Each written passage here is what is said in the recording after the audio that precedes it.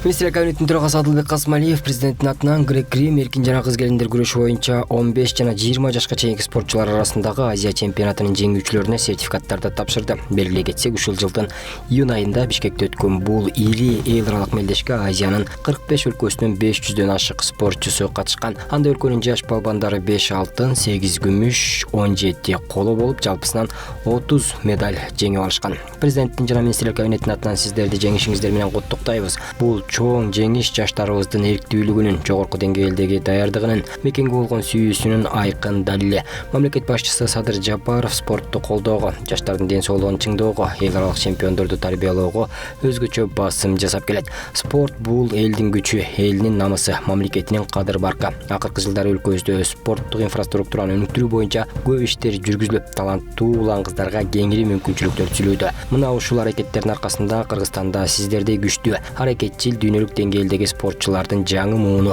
өсүп келе жатат, деди Адылбек Касымалиев. Минкап төрагасы жаш балбандардан келечекте дүйнө чемпиондору жана олимпиада жеңүүчүлөрү болуп өсөөрүнө ишенимин билдирип, аларга бекем ден соолук, жаңы спорттук ийгиликтерди жана жаркыраган жеңиштерди каалады. Алтын, күмүш жана коло медалдын ээлерине 150, 100 жана 50 миң сомдук акчалай сыйлыктардын сертификаттары тапшырылды. Ак Ордодо 2 адамды өлтүрүүгө шектүү жаран качып кеткен учурда жок кылынды. Бул тууралуу Ички иштер министрлигинен билдиришти. Буга чейин Ички иштер министринин кызматкерлери тарабынан ыкчам издөө иш-чараларынын натыйжасында Ак Ордо жаңы конушунда 2 адамды өлтүрүүгө шектүү 2006-жылы туулган И.С. кармалган. Бүгүн 14-октябрь күнү Чүй облусунун Гемин районунда кылмышты жасоо шарттарын жана жагдайын кайра кайталап көрсөтүп берүү процессин жүргүзүп жатканда шектүү качып кеткен. Милиция кызматкерлери шектүүнү кармоо учурунда укук коргоо органдарында кызмат өтөө жөнүндө мыйзамынын 45-46 беренелерине ылайык кызматтык куралды колдонушкан. Натыйжада И.С. алган жаракатынан каза болгон деп айтылат маалыматта. Бул факт боюнча кызматтык иликтөө жүргүзүлүүдө. Териштирүүнүн жыйынтыгы менен кошумча маалымат берилет.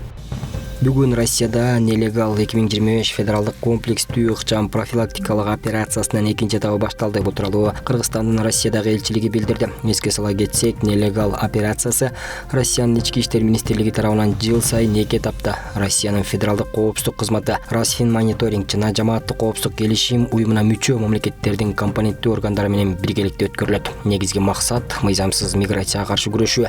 Миграциялык мыйзамдарды, анын ичинде 3-өлкөнүн жарандары тарабынан мыйзам бузуларды аныктоо жана алдын алуу. Нелегал операциясы Россияда биринчи жолу 2008-жылы жүргүзүлгөн. Бул алдын алуу иш-чаралары аяктагандан кийин нелегал 2025 операциясынын жыйынтыгы чыгарылат. Элчилик Кыргызстандан барган мигранттарды дайыма документтерин өздөрү менен алып жүрүүнү жана операция аяктаганга чейин майрамдарга жана жыйындарга барбоого чакырды. Кытайдан ташылып келе жаткан 25 тонна картошка өлкөгө киргизилген жок. Бул тууралуу Суу ресурстарга, эл чарба жана кайра иштетүү өнөр жай министрлигинен билдиришти. Республиканын фитосанитардык коопсуздугун камсыз кылуу максатында өсүмдүктөрдү химиялаштыруу, коргоо жана карантин департаменти тарабынан фитосанитардык көзөмөл пункттарында карантиндик продукцияны импорттоо учурунда фитосанитардык көзөмөл күчөтүлгөн режимде жүргүзүлүүдө.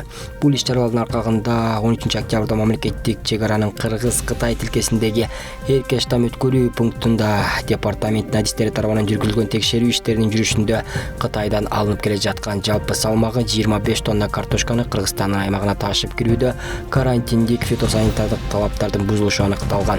Евразия экономикалык биримдигинин бажай чек арасында карантиндик фитосанитардык көзөмөлдү жүргүзүү тартиби жөнүндө жобого ылайык таңгагындагы маркалоо болбогондугу себептүү жүк жөнөтүүчү өлкөгө кайра кайтарылган.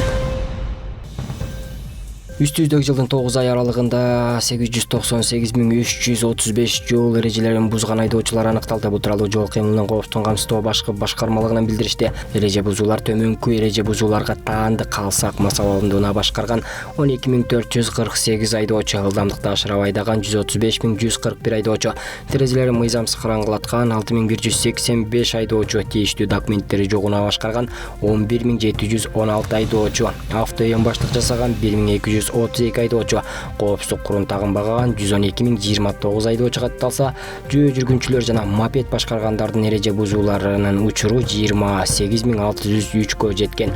Ошондой эле жол белгилерине жана жол чийиндерине баш ийбеген 425.973 айдоочу кармалган.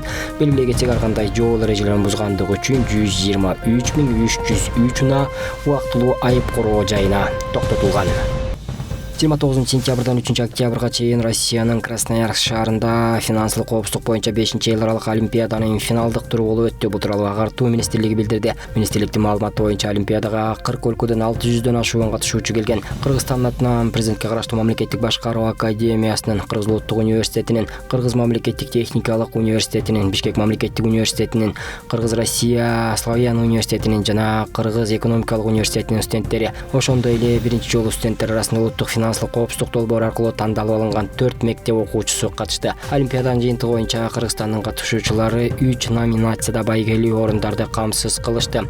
Эл аралык мамилелер Азим Жумаков, экономикалык коопсуздук боюнча Алиса Семенова, маалыматтык коопсуздук боюнча Дмитрий Кашевой. Мындан тышкары Бишкек шаарынын номер 1 мектебинин окуучусу Руслан Байсалов кымыш өлкөлөр боюнча мектеп окуучулары арасында 1 орунга ээ болуп ноутбук менен сыйланды.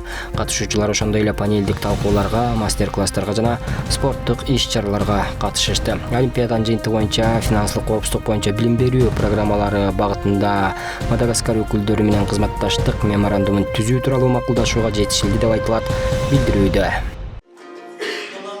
Жамааттык жалпыга маалымдоо каражаттар ассоциациясы Кыргыз Республикасынын Маданият, маалымат, спорт жана жаштар саясаты министрлиги менен биргеликте 2025-жылдагы ЮНЕСКОнун глобалдык медиа жана маалыматтык сабаттуулук жумалыгына арналган МИК жана медиа тынчтык жана биримдик үчүн медиа сабаттуулукту жайылтууга багытталган кичи гранттарды уткандардын долбоорлорунун бет ачары өттү. Иш-чара медиа жана маалыматтык сабаттуулукту бекемдөөгө, сынчыл ой жүгүртүүнү өнүктүрүүгө, санариптик алдамчылыкка каршы турууга багытталган демилгелерди көрсөтүүгө арналган.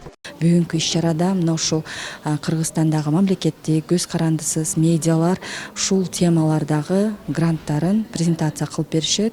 Ушул элдерге медиа жана маалымат сабаттуулук боюнча, социалдык биримдик, тынчтык куруу боюнча даярдалган материалдар, видео, макалалар элге кандай таасирин берди, эмне себептен бул темадагы материалдар жарыяланышы керек жана ушул кандай жыйынтыктар болду, ошол боюнча айтып беришет.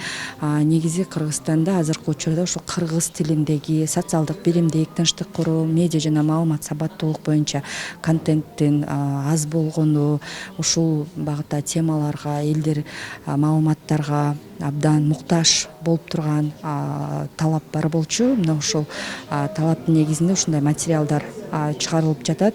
Келечекте дагы ушул кичи гранттарды алган медиалар бул темада материалдарды даярдоону улантат. Кичи гранттардын финалисттери коомдун маалыматтык коркунучтарга туруктуулугун жогорулатууга жана жамааттардын биримдигин бекемдөөгө көмөктөшүүчү өз долбоорлорун сунушташты. Негизи 28 заявкадан 13 заявка алынган.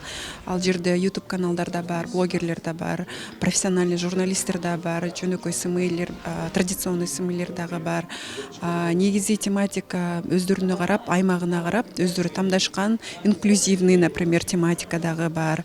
Кээбиркилери ушул факт-чекинг, да, кээбиркилердики кибербезопасность, санариптик, да, безопасность, фишинг, кээбиркилер болсо аналитическая статья кылышкан, мисалы үчүн кандайдыр бир социальный проблем или социальный вопрос именно своего региона. Гранттардын биринин максаты бул местный СМИлерди поддержка кылуу, биринчи максат. Экинчи максат медиаинформационной грамотности. Мен ойлойм, местный СМИлер жакшы билишет, алар дагы как бы профессионал катары таркатканга потенциалы бар.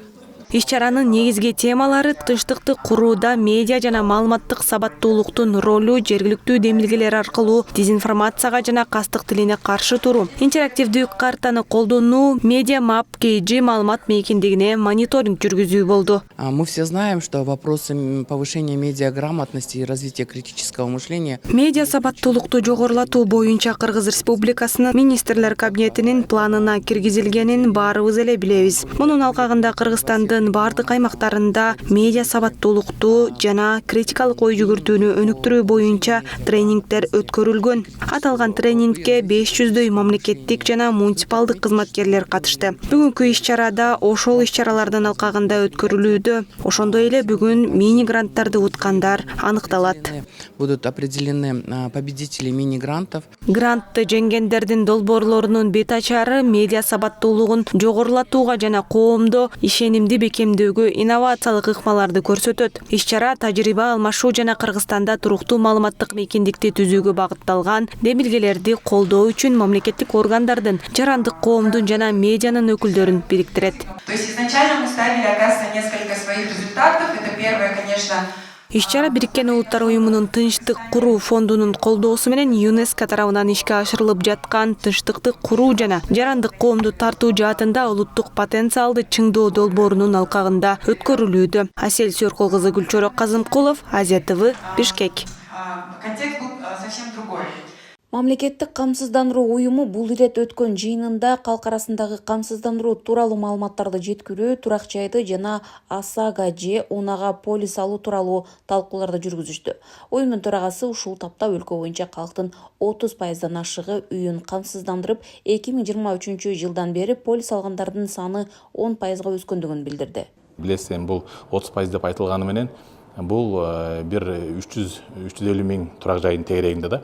Анан кийин ошол турак жайларды милдеттүү камсыздандырылып, анан бизден жардам алгандарын жанагы азыркы учурга чейинкисин айта кетип турган болсок, азыркы учурга чейин 30 миллион сомдон ашык төлөп бердик да. 30 миллиондон ашык жараныбыз ошол бизден мамлекеттик камсыздандыруу уюмунан жардам алды. 1-июлдан тарта Кыргызстанда автоунааларга милдеттүү делген ОСАГО полисин алган айдоочулардын да саны көбөйдү. Өлкөдө 1 миллиондон ашуун автоунаа катталган болсо, учурда анын 350 миңден ашууну мамлекеттик уюмдан камсыздандыруудан өтүшкөн. Ошондой эле унаасын кырсыктан жабыртаткан 300дөн ашуун үчүнчү жактарга да чыгымдын орду төлөнүп берилди. Аймактарга бөлгөндө Ош, Жалал Абад алдыда да. Анткен деген өзүңүздөр билесиздер. Эми биздин ар бир облусубузда мындай эмелер бар экен да, критерийлер. Кээ бир облустарда кырсыктар азыраак болот экен, селдер, шамалдар, жанагындай. Анан бирок ошо Ош, Жалал Абад, ошо жарандарыбыз ушу жакшы түшүнүп, мамлекеттик камсыздандыруу уюмунун жеке эле бардык эле камсыздандырууну туура түшүнүп, көбүрөөк активдүү катышып атат да. Жыйындын жүрүшүндө өрттүн кесепетинен үйү жабыркаган жаранга төлөмдөн сертификаты тапшырылды. Бул каражатка ал күйгөн турак жайын оңдоп түзөө иштерин жүргүзөт. Сентябрь күнү 40 суу калгалы күйүп кетти. Мен 3-чү топтогу майып болгондуктан үйүмдү камсыздандыруунун жарым акчасына, башкача айтканда 300 сомдун тегерегиндеги суммага камсыздандыргам. Үйүбүз өрттөн жабыркады. Камсыздандырууга мурда эле катталып койгон элек. Уюм тараптан жардам болбосо, оңдоп түзөөгө өзүбүздүн мүмкүнчүлүк жок болчу. Учурдагы камсыздандыруу уюмунун уставдык капиталы 2,5 миллиард сомду түзөт. Уюм жакынкы жылдары калктын 50%-на чейин камсыздандыруу кызматын жеткирүүнү максат кылууда. Гүлжан Ажыматова, Алишер Мусажалил уулу, Ош шаары.